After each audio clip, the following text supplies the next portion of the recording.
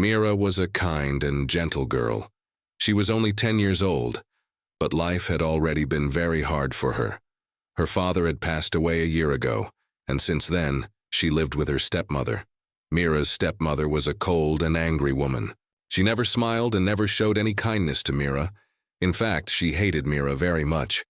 Every day, Mira worked hard in the house. She cleaned, cooked, and did everything her stepmother told her. But no matter how much she tried, her stepmother was never happy. She said Mira was useless and always complained about her. One rainy morning, Mira woke up early. The cold wind blew through the broken window of their small house. She wore an old torn dress and felt very tired. Her stomach hurt because she had not eaten enough food for 2 days. She hoped today would be better, but she was wrong. Her stepmother came into the kitchen with a hard face. "Get ready," she said coldly. "We are going outside."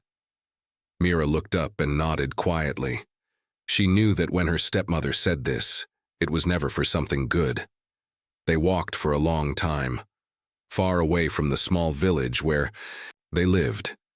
Mira held her stepmother's hand, but she felt scared. The sky was gray and the rain started falling again. After a while, they reached a large place full of trash. Broken bottles, old papers, and dirty clothes were everywhere. It was a trash dump. Mira's stepmother stopped and looked at her with cold eyes. "This is where you belong," she said. "I am leaving you here. Don't expect me to come back for you." Mira's heart beat fast. She did not understand why her stepmother was doing this. Tears started rolling down her cheeks. "Please don't leave me here," she said softly. "I will be good. Please don't do this." But her stepmother just turned away without a word. She walked back toward the village, leaving Mira alone. In the dirty trash dump. The rain was now falling harder. Mira shivered and looked around. There was no one in sight. Only the sound of the wind and the rain could be heard. She sat down on a pile of old clothes, trying to keep warm. Mira felt very small and helpless. She hugged her knees and cried quietly. Her clothes were wet and dirty. The cold water made her teeth chatter, but she did not move from the spot. She was too scared to walk anywhere. Minutes passed like hours. Mira's eyes slowly closed as she felt tired and weak, but suddenly she heard a faint voice nearby. It was very soft and hard to hear. She opened her eyes and looked around. "Who is there?" she whispered. She stood up slowly and started walking toward the voice. Her small feet stepped carefully on the wet ground. The voice became clearer. It was a man's voice. He was talking to someone else, but Mira could not see anyone around. She felt a little hope inside her heart. Maybe someone had come to help her. Mira moved closer and saw a small fire burning near a pile of wood. A man was sitting next to the fire. He looked tired and dirty but kind. He wore old clothes and had a long beard. He was warming his hands by the fire. Mira was scared to speak at first. She did not know if this man would help her or be mean like her stepmother, but her hunger and fear made her brave. "Sir," she said softly, "please, can you help me? My stepmother left me here. I don't know what to do." The man looked up and saw the small girl standing in front of him. His eyes were full of surprise. He did not expect to see a child here, especially so cold and wet. "Where are your parents, little one?" he asked gently. "My stepmother left me. My father is gone," Mira answered, her voice shaking. The man's face changed. He put his hand on Mira's head and smiled kindly. "Don't worry. You are safe here with me. We will find a way to help you." Mira felt a little warmth inside her heart. For the first time in many days, she felt hope. But outside, the storm was still strong. The cold wind blew fiercely and the rain did not stop. The trash dump was a dangerous place for a small girl. Would someone find Mira before it was too late? The man gave Mira some dry clothes he had and shared a little food with her. Mira ate slowly, feeling thankful. She wanted to tell the man everything about her stepmother, but the words got stuck in her throat. Night was coming, and the trash dump became dark and scary. The man held Mira's hand and said, "Don't be afraid. You are not alone now." Mira looked up at the stars that started to appear in the sky. She whispered a small prayer, hoping for a better tomorrow. What would happen to Mira now? Would she find a new home and family? Or would the cruel world take her again? Only time would tell. The night at the trash dump was cold and quiet. The rain had stopped, but the wind still blew softly through the piles of garbage. Mira sat close to the fire, feeling the warmth on her small, tired body. The man next to her, whose name was Baba, smiled gently at her. He seemed kind and caring, unlike the stepmother who had left her alone. Baba was a homeless man. He had no house or family, but he knew how to survive in this hard world. When he saw Mira, he felt a strong wish to protect her. He knew the IAS trash dump was no place for a little girl, and he decided to help her. "Don't be scared, Mira," Baba said softly. "You can stay here with me tonight. Tomorrow we will find a better place." Mira looked at Baba with wide eyes. She was still scared, but felt safer now. For the first time in many days, she felt someone cared. The fire crackled as they sat together. Baba told her stories about the stars and the moon, trying to make her smile. Mira listened quietly, forgetting her hunger and fear for a moment. As the night went deeper, Mira fell asleep on Baba's lap. He covered her with his old coat and watched over her like a father would. But the trash dump was not a safe place, even at night. Strange noises came from far away. Animals moving in the dark, people shouting, and the wind moving heavy trash. Baba stayed alert. He knew danger could come any time. The next morning, the sun rose slowly. Its soft light brought hope to the dirty place. Mira woke up feeling a little stronger. Baba was already awake, gathering some dry wood for the fire. "We should leave this place soon," Baba said. "There are kind people in the village. Maybe they can help us." Mira nodded. She was ready to leave, but she felt scared about what would come next. She had no home, no money, and no one except Baba. They started walking toward the village, holding hands tightly. The roads were muddy from the rain. Mira's feet hurt, but she did not complain. She trusted Baba and hoped for a better future. Along the way, they met other poor people who looked at Mira with sad eyes. Some gave her small smiles, but most ignored her like she was invisible. It made Mira feel lonely and small.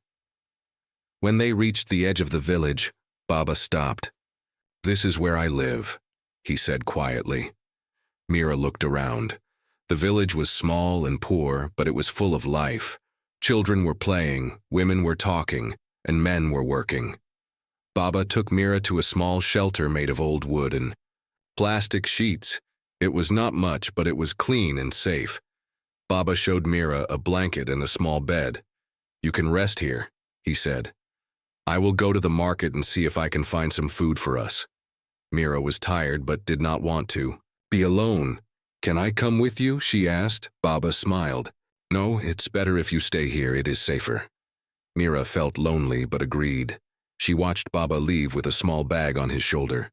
She hoped he would find food soon because her stomach was still empty. Hours passed slowly. Mira tried to keep busy by cleaning the small shelter and looking outside. She saw other children playing with balls and flying kites. She wished she could join them, but she did not know how. Suddenly, Mira heard footsteps. She looked up and saw a young woman coming toward the shelter. The woman was carrying a basket full of food and water. "Hello," the woman said kindly. "My name is Sarah. I work for a charity that helps poor children. Baba told me about you." Mira's eyes filled with tears. She wanted to say thank you but felt shy. Sarah smiled warmly. "Don't worry, Mira. We will help you and Baba. You don't have to be afraid anymore." Mira felt hope growing inside her heart. For the first time, she believed that life could be better. Sarah gave Mira some warm food. Mira ate slowly, feeling the hunger leave her body. She looked at Sarah and Baba, feeling thankful for their kindness. But not everyone in the village was kind. Some people looked at Mira and Baba with suspicion. They whispered behind their backs and avoided them. Mira wondered why some people could be so cruel. That night, as Mira lay down on the small bed, she thought about her stepmother. How could someone be so heartless to leave a child alone in the trash? Mira knew she had to be strong and never give up. She closed her eyes and whispered a promise to herself. One day, I will be safe. One day, I will be happy. But the road ahead was still long and full of challenges. Would Mira find a real home and family? Would the cruel world ever be kind to her? Only time would tell. The next morning, Mira woke up to the soft light coming through the thin roof of the shelter. She stretched her small arms and looked around. Baba was already awake, sitting quietly outside, smoking a small pipe. Sarah had left early to talk to people in the village and bring more help. Mira wished she could go with her, but Baba said it was better she stay safe. Mira stepped outside and saw the village waking up. The market was busy with sellers shouting and people buying food and clothes. But Mira noticed something strange. People were looking at her and Baba with strange faces, some curious, many cold and unfriendly. As Mira walked slowly through the village, some children stopped playing and stared at her. One little boy whispered something to his friends, and they all laughed quietly. Mira felt her cheeks burn with shame. She hugged herself, wishing she could disappear. She wanted to run back to the shelter, but Baba held her hand firmly. "Don't mind them, Mira," Baba said softly. "Some people don't like what they don't understand." Mira nodded but felt sad inside. She had left her cruel stepmother, but the world seemed full of cold hearts too. Later that day, Sarah returned with a small group of helpers. They brought blankets, clothes, and some food. Sarah smiled at Mira and said, "We will do our best to help you, Mira, but it will take time." Mira felt a little better. She ate the food slowly, her stomach still empty but less painful. Days passed, but the coldness of the village stayed the same. People avoided Mira and Baba. Some even told Sarah that they did not want them there. One afternoon, when Mira was collecting water from the well, a group of women started talking loudly near her. "Why should we care about a poor girl like her?" one woman said. "She brings trouble and shame to our village." Another woman added, "She should go back to where she came from. We don't want beggars here." Mira's eyes filled with tears. She ran back to Baba and Sarah, hiding her face in Baba's chest. "Why do they hate me?" she whispered. Baba hugged her tightly. "Sometimes people fear what is different. But you are strong, Mira. Don't let their words hurt you." Sarah wiped Mira's tears and said, "We will protect you. You are not alone anymore." That night, Mira lay on her small bed, thinking about her stepmother and the village people. She remembered the day her stepmother had left her in the trash dump. She still did not understand why her stepmother hated her so much. She wished her father was still alive. He was kind and loving. He would never let anyone hurt her. Mira closed her eyes and dreamed of a better life. A home filled with love, warm meals, and friends who cared. But deep inside, she knew she had to be brave. The road ahead was hard, and she was only a small girl. The next morning, Sarah came with a surprised look on her face. "Mira," she said softly, "I have found someone who wants to help you. Someone very special." Mira looked at her with hope. "Who is it?" Sarah smiled mysteriously. "You will see soon. Be ready." Mira's heart raced with curiosity and fear. Who could want to help her? Would this person be kind or just another cold stranger? She did not know, but she felt a small spark of hope light inside her heart. And so Mira's journey continued, a journey full of challenges, but also new chances and surprises. Would this new help change her life forever? Or would her troubles only grow deeper? The answer was waiting just ahead, hidden behind the village's cold walls. The next morning, Mira woke up early, her heart pounding with excitement and nervousness. She wondered about Sarah's words. Who was the special person who wanted to help her? Baba was already outside, fixing the shelter roof. Sarah came back from the village square, her face bright and hopeful. "Mira," Sarah said softly, "you must get ready. A visitor will come soon." Mira nodded quickly. She washed her face with cold water from the small bucket and tried to look her best. Even if she had only a torn dress to wear, she felt a little shy. She had never had a visitor before, not one who cared about her. After a while, a car stopped near the shelter. It was shiny and clean, very different from the dusty village roads. A tall man stepped out. He wore a neat suit and a kind smile. His eyes were gentle but strong. Sarah went forward to greet him. Mira watched silently from behind Baba, her heart beating fast. The man's eyes met hers for a moment. He knelt down to her level. "Hello, Mira," he said warmly. "I am Mr. Imran. I heard about you and wanted to meet you." Mira looked at him carefully. His voice was soft, and his smile made her feel safe. "Why do you want to meet me?" she asked quietly.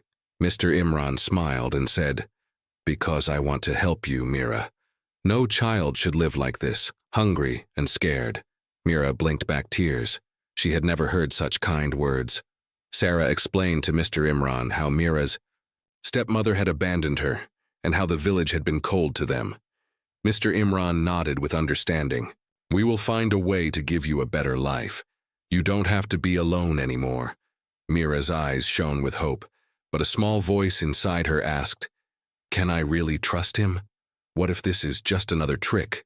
Mr. Imran seemed to understand her fear. "Mira," he said gently, "I promise to help you, but first I want to learn more about you. Will you tell me your story?" Mira took a deep breath and began to speak. She told him about her father, how he had been kind and loving, how her stepmother had changed after her father died, and how she had left Mira alone in the trash dump. She told him about the village and how the people had been unkind. Mr. Imran listened carefully, never interrupting. When she finished, he said, "You are very brave, Mira. Many people would give up, but not you." Baba came closer and thanked Mr. Imran for coming. He looked at Mira with pride. The next days were full of visitors and helpers. Mr. Imran brought doctors, teachers, and workers to help build a better shelter and give Mira food and clothes. But Mira still worried. What would happen next? Would she really be able to live a happy life? One evening, Mr. Imran sat down with Mira and said, "I want to do something more for you, Mira. I want to take you to the city, where you can study, live safely, and have a new home." Mira looked at him, surprised and scared. The city was unknown to her, full of noise and strangers. "Will you leave Baba and Sarah?" she asked. Mr. Imran smiled kindly. "No, Baba and Sarah will come with you. We will all be together." Mira's heart beat fast. This was a big change, a chance to leave the cold village and the painful past, but it was also a risk. That night, Mira thought about her stepmother and the trash dump. She thought about the lonely days and the cold looks of the villagers. She whispered a small prayer, asking for courage and strength. The next morning, she told Mr. Imran, "I am ready." He smiled and said, "Good. Tomorrow we start a new life." As Mira prepared for this new journey, she felt a mix of fear and hope. What would the city bring? Would it be better, or would she face new challenges? Only time would tell, but one thing was sure. Mira was no longer alone. Someone believed in her, and that belief could change everything. The city was bigger than Mira had ever imagined. Tall, buildings touched the sky, cars moved like rivers of metal, and lights sparkled even at night. Mira held Baba's hand tightly as they stepped out of the car. Sarah followed behind with wide eyes, trying to take in everything around her. Mr. Imran guided them through the entrance of a beautiful house. It wasn't a palace, but to Mira, it felt like magic. Clean floors, a soft bed, a warm smell of food. Everything felt unreal. "This is your new home," Mr. Imran said with a smile. "At least until you are ready for the next step." Mira looked around quietly. The city was loud and strange, but this house felt safe. Safer than anything she'd known. That night she slept in a real bed for the first time in her life. A soft pillow under her head. A blanket that smelled fresh. She didn't cry herself to sleep. Instead, she dreamed. The next morning, a new journey began. Mr. Imran took Mira to a school. It was a private school, full of smart children in clean uniforms. Mira stood at the gate nervously. She didn't know how to read or write. "What if I can't learn?" she whispered to Sarah. "You will," Sarah said gently. "You survived everything. You can survive this too." A kind teacher named Miss Alina welcomed Mira to the class. At first, the other students stared. Some whispered, but Mira didn't care. She sat in the back and listened carefully. Every day she learned a little more, letters, numbers, even English words. It was hard, but Mira worked harder than anyone else. While other children played, she practiced her reading. While others watched cartoons, she solved math problems. Mr. Imran visited her often. "I'm proud of you," he would say. "You're doing something special." But not everything was easy. Some children made fun of her old clothes and her accent. One girl, Zoya, once said, "Why is she here? She looks like she belongs on the street." Mira didn't cry. She just looked at Zoya and said softly, "Because I belong somewhere better now." At home, Mira helped Sarah in the kitchen and read to Baba, who was learning to write his name again after many years. They were poor still, but richer than before, rich in safety, hope, and love. One day, Mr. Imran invited Mira to his office. "You've been here for 1 year, he said, "and I think you're ready." "Ready for what?" Mira asked. "For the world to hear your story." He handed her a letter. It was an invitation to speak at a large event for a children's charity. "They want to hear from you," he said. "How you survived. What you've become." Mira was shocked. "I'm just a girl from the trash." "No," Mr. Imran said firmly. "You are a girl who rose from the trash to become something greater. Your voice matters." Mira looked at the letter. Her hands shook. But deep inside, a fire began to burn. Maybe it was time the world heard the truth. The big day had arrived. Mira stood backstage, her hands shaking slightly. She was wearing a neat blue dress, simple but clean. Her hair was brushed and tied. Around her neck, she wore a small locket Mr. Imran had given her for courage. All around her, cameras flashed. Rich people in expensive clothes sat waiting in the audience. On the big screen behind her, a photo of her smiling appeared. Under it were the words, "From Trash to Triumph, Mira's Story." She took a deep breath as her name was called. The lights were bright. The stage was huge, but Mira walked forward with quiet strength. The crowd clapped politely. She reached the mic, looked out at the faces in front of her, and froze. There, in the third row, was someone she thought she would never see again. Her stepmother, wearing gold earrings, a fancy dress, and holding a designer bag. Mira's heart dropped. What was she doing here? Had she come to hurt her? Again, to mock her. But this time, Mira wasn't the same scared girl left in the trash. She looked back at the crowd, took another breath, and began to speak. "I was once a girl no one wanted," she said softly. "I was left in a place meant for garbage. I thought my life was over, but someone kind picked me up and gave me a second chance." The audience leaned in, silent. "I didn't know what love was until a stranger gave me food and called me by my name. I didn't know what safety meant until I had a bed and a light to read by. I didn't know what hope felt like until I was told I could go to school." Some people in the crowd began to tear up. "I'm not here to ask for pity," Mira continued, her voice growing stronger. "I'm here to show you that kindness can change lives, that even a broken child can grow into something powerful, if given love." Her stepmother watched, stunned. This wasn't the weak, quiet girl she once threw away. This was someone powerful, brave, beautiful. As Mira finished, the crowd rose to their feet, clapping and crying. But Mira's eyes stayed locked on the woman. In the third row, she stepped down from the stage and walked straight toward her. The stepmother stood up, unsure, fake smiling. "My dear Mira, I didn't know you were alive. I was so worried." "Please," Mira said quietly. "Don't lie. I remember everything." Her voice was calm, but cold. "You left me in the trash because you wanted me gone. But I survived. And I forgave you." The stepmother's face dropped. Mira stepped back. "I don't need anything from you," she said softly. "I only needed to prove that you didn't break me." Then she turned and walked away, with the entire hall watching. After her powerful speech, Mira stepped backstage, her heart still beating fast. She had faced the one person who once threw her away like trash, and walked away stronger. But something unexpected was waiting for her. A woman in a navy blue suit holding a microphone and a notepad rushed toward her. "Miss Mira," she said with a smile. "I'm Zara Khan from Global News Channel. That was the most powerful story I've ever heard." Mira blinked, confused. Zara continued, "I want to interview you. Not just here, everywhere. We want to share your story with the whole world. TV, YouTube, newspapers, maybe even a documentary. Are you ready?" For a second, Mira stood still, her heart filled with mixed feelings. She remembered her childhood pain, the hunger, the cold nights in the trash dump.